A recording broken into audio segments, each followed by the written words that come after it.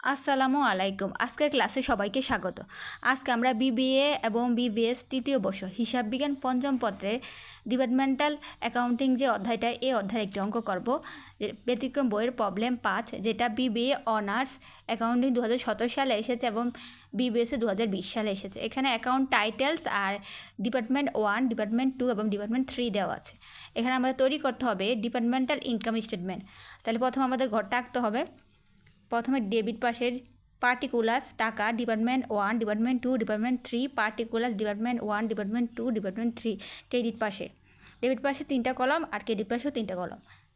প্রথমে আমাদের ডেবিট পাশে কোনগুলো আইটেম আসবে? ডেবিট পাশে আমাদের আসবে ওপেনিংস, ইনভেন্টরি আর পারচেজ, আর ক্রেডিট পাশে আসবে সেলস আর ক্লোজিং ইনভেন্টরি। তাহলে এখানে ওপেনিংস ইনভেন্টরি দেওয়া আছে কিনা দেখতে হবে। যে ওপেনিংস ইনভেন্টরি দেওয়া আছে ডিপার্টমেন্ট 1-এ দেওয়া আছে 10,000 টাকা, ডিপার্টমেন্ট 2-এ দেওয়া আছে 10,650 টাকা, আর ডিপার্টমেন্ট 3-তে দেওয়া আছে 6,000 টাকা। তাহলে আমরা ওপেনিংস ইনভেন্টরি পার্টিগুলো ঘরে লিখে 10,000, 10,650 আর 6,000 টাকা বসিয়ে দেবো। তারপর এখানে আসবে আর কোনটা? এখানে আসবে পারচেজ। তাহলে পারচেজ যেগুলো টাকা দেওয়া আছে, যে 19,750, 22,750, এই টাকাগুলো এখানে বসিয়ে দেবো। 19,750, 22,750 আর 11,000 টাকা। এবার ক্রেডিট পাশে কোনগুলো বসবে? ক্রেডিট পাশে বসবে সেলস আর ক্লোজিং ইনভেন্টরি। সেলসের টাকা দেওয়া আছে 32,750, 37,750। এই যে সেলসের যে টাকাগুলো দেওয়া আছে, এগুলো আমরা সেলসের ঘরে বসিয়ে দেবো। সেলসে আসবে ক্লোজিং ইনভেন্টরি। এখানে ক্লোজিং ইনভেন্টরি দেওয়া আছে, যে ক্লোজিং ইনভেন্টরি, এই যে ক্লোজিং ইনভেন্টরি টাকাগুলো দেওয়া আছে 8,850, 37,000, 13,500। তাহলে এখানে ক্লোজিং যে ইনভেন্টরি যে টাকাগুলো দেওয়া আছে, এগুলো ক্লোজিং ইনভেন্টরি করে বসিয়ে দেব। এবার আমাদের কী করতে হবে? এই টাকাগুলো যোগ করতে হবে। যে সবসময় ক্রেডিট পাশে টাকাগুলো বড় হয়। এই যে এই 32,750 আর 8,850 টাকা যোগ করে হয়েছে 41,600। এই টাকাটা আবার ডেবিট পাশে আমরা এই যে ডেবিট পাশের ঘরে বসিয়ে দেবো। এই যে এই দুইটা টাকা যোগ করে হয়েছে 51,250, আর এই দুইটা টাকা যোগ করে হয়েছে 23,125। এই সবগুলো টাকা আমরা ডেবিট পাশের ঘরে বসিয়ে দেব। বসিয়ে দিয়ে এই যে আমাদের যে ডেবিট পাশে যে টাকাগুলো দেওয়া আছে 10,000, 19,750, এই টাকাগুলো যোগ করে এই যে 41,600 থেকে বিয়োগ করে যে টাকাটা পাওয়া যাবে, এটা হচ্ছে গ্রোস প্রফিট। মানে সেলস আর ক্লোজিং এন্ট্রি টাকাগুলো যোগ করে এই যে ওপেনিংস, ইনভেন্টরি আর পারচেজ টাকাগুলো যোগ করে যে বিয়োগ করে যে টাকাগুলো হবে, এটাই হচ্ছে গ্রোস প্রফিট।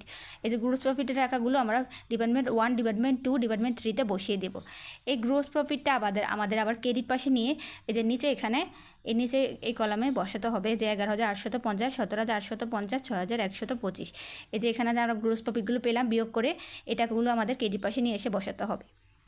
তারপর আমাদের লিখতে হবে অপারেটিং এক্সপেন্স। এই যে অঙ্কেগুলো যে অপারেটিং এক্সপেন্সগুলো দেওয়া আছে, এগুলো আমাদের এখানে বসাবো। এখানে অপারেটিং এক্সপেন্স কী কী দেওয়া আছে? এখানে অপারেটিং এক্সপেন্স দেওয়া আছে rent, insurance, tax, general expense, তারপর দেওয়া আছে স্যালারিজ অ্যান্ড ওয়েজেস। এখানে আমাদের একটা রেশিও দেওয়া আছে, যে 2:1:1। এই রেশিও অনুপাতে আমাদেরকে এগুলো টাকাগুলো বসাতে হবে। প্রথমে আমাদের লিখব রেন্ট। রেন্টের টাকাগুলো কীভাবে বের করেছে? এখানে রেন্ট দেওয়া আছে, এই যে রেন্ট, এখানে রেন্ট বলা আছে যে 9,840, 9,840, আর রেশিও দেওয়া আছে 2:1:1। তো রেশিওগুলো আমাদের আগে যোগ করতে হবে। 2-এর সাথে 1 আর 1 যোগ করলে কত হয়? 4। তাহলে 9,840-কে 4 দিয়ে ভাগ করতে হবে। 9,840 ভাগ 4 গুণ এই যে প্রথম যে রেশিও দেওয়া আছে, গুণ কত দেওয়া আছে? 2। এই জন্য 2 দিয়ে গুণ করতে হবে। 2 দিয়ে গুণ করলে কত পাবো আমরা? 4,920। মানে 9,840-কে 4 দিয়ে ভাগ দিয়ে 2 দিয়ে গুণ করলে পাবো 4,920। এই যে আমাদের রেন্টের টাকা হয়ে গেছে। প্রথম ডিপার্টমেন্ট 1-এর 4,920 টাকা হয়েছে। আবার ডিপার্টমেন্ট 2 আর ডিপার্টমেন্ট 3 টাকাটা বের করতে হবে। কীভাবে? এই যে আবার 9,840 দেওয়া আছে, 9,840 দেওয়া আছে, এই 40-কে এই যে যোগ করে রেশিও টাকাগুলো যোগ করে পেলাম যে 4। এই 4 দিয়ে এবার রেশিও দেওয়া আছে কত? 2। এবার রেশিও দেওয়া আছে 1। এবার 1 দিয়ে গুণ করতে হবে। 1 দিয়ে গুণ করলে পাবো কত? 2,460। এই যে আমরা 2,460 এখানে বসিয়ে দেবো। তারপরে অনুপাতও কিন্তু 1 দেওয়া আছে, এই জন্য আমরা গুণ করলাম 2,460 বসিয়ে দেবো। এভাবে করে আমাদের ইন্স্যুরেন্স, ট্যাক্স আর জেনারেল এক্সপেন্সের টাকাটা বের করতে হবে। এই যে এখানে ট্যাক্স, ইন্স্যুরেন্সের টাকা দেওয়া আছে 3,120। তাহলে 3,120-কে 4 দিয়ে ভাগ দিতে হবে আর 2 দিয়ে গুণ দিতে হবে। তাহলে আমরা পাবো 1,560। এই যে 1,560। আবার 3,440-কে 4 দিয়ে ভাগ করে 1 দিয়ে গুণ করতে হবে, তাহলে চাপা পাবো 780, 780।